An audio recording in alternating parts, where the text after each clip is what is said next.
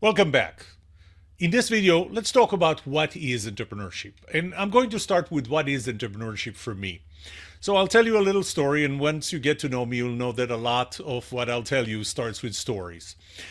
Back in 2012, I was vice president of corporate strategy for a public technology company, and I was asked by our head of marketing to go and represent the company in a STEM summit, science, technology, engineering, and math, done or held by the 6 school districts in the area. Well, uh, I attended there, and they put me in a table that was reserved for industry members, representatives of industry. So we're in this table, representatives of industry, and they asked us the question, what does industry need from STEM education? Well, uh, another gentleman sitting in our table stood up and said, we need more COBOL programmers. Everybody rolled their eyes. In case you don't know what COBOL is a programming language that probably died before most of you were born. Well, why do we need COBOL programmers? And he said it's because a lot of well, not a lot, but there are systems in insurance, especially in banking, that were written in COBOL and are still in use. And all the COBOL programmers have retired or otherwise expired. And so we need COBOL programmers. Well, I wasn't going to let this one go. I stood up and I said, I'm not willing to for you to start teaching students COBOL programming, simply because at some point those systems will be replaced, leaving those students with a skill that is completely useless when they have mortgages and car loans and student payments, student loans, and I'm not willing to let them, do not teach them COBOL programming. And so they turned to me and asked, so what do you think we need? And I thought to myself, I should have thought about the answer to this question before I stood up and opened my big mouth. But the word that came out of my mouth was entrepreneurs. We need more entrepreneurs. Teach them entrepreneurship. And so they ask, wait, so do you mean that everybody needs to start a business?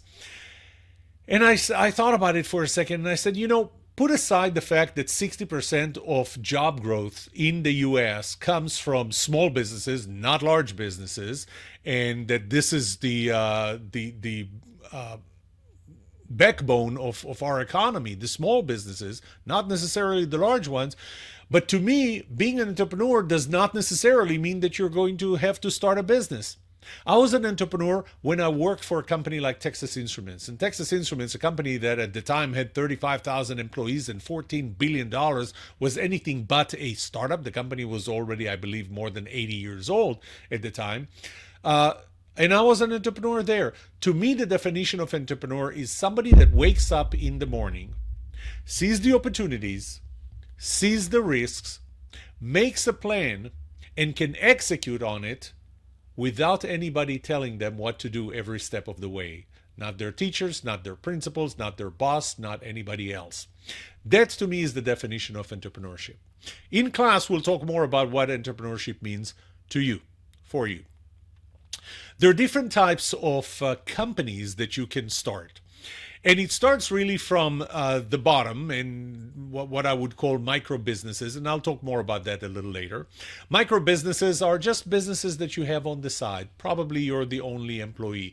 This might be a side job or this might be your hobby. For example, one of my students loves to cook, to bake cookies. And she bakes great, great cookies. But they're a side business for her. She's the only employee of her business and she's doing other things as her main employment. So there are, if you see on the left, the bottom of the pyramid, there are a lot of people that have businesses just like that. But it's a very small business that generates very little revenue. As we start going up that upside down pyramid, we get to what we call the small business. Small business might be self-employed. I would consider myself small business because I am a small business.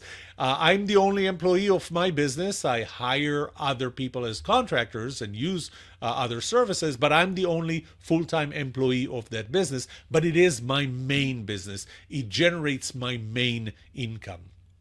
As you can see, there are still many of those, many small businesses, but fewer than those who use that as a side business, as only a hobby.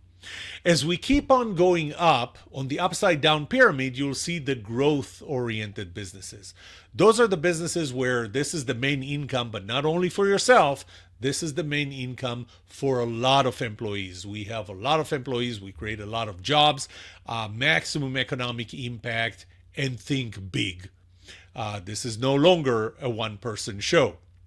Now, there are different sizes of companies even there. I mean, you can be a company with 100, 200 employees. You can be a company with 35,000 employees and even more than that.